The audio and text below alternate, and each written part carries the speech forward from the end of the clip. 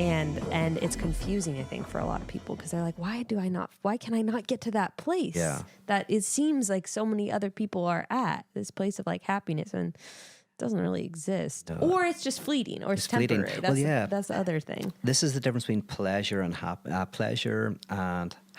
If you think of like Christmas, happiness is opening the Christmas present, and pleasure, or actually I should use the proper words, enjoyment and pleasure. We'll use those two words. That pleasure is the opening of the present, and that's fleeting, and that's never that impressive, right?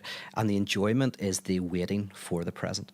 Now, the problem is most of us can't enjoy our enjoyment. So if you see a child waiting for Christmas, they're wetting themselves. They're so frustrated. They just want the present. You can see them. They're in enjoyment, but they're not enjoying their enjoyment. They're experiencing it as suffering. So as anxiety. Anxiety, yeah. So the trick is, how do we enjoy our enjoyment? Because yes, there are moments of pleasure, which is like if you're watching your football team and they win, you go, that's brilliant. Yeah, we're really happy. But the real enjoyment is in being with your team when they're losing and winning. And like if your team won every time, all the enjoyment would be robbed of it. This actually connects. The reason why I wanted to use the word enjoyment is because joy is basically the happiness of not getting what you want. It's the pleasure you get in the struggle of life itself.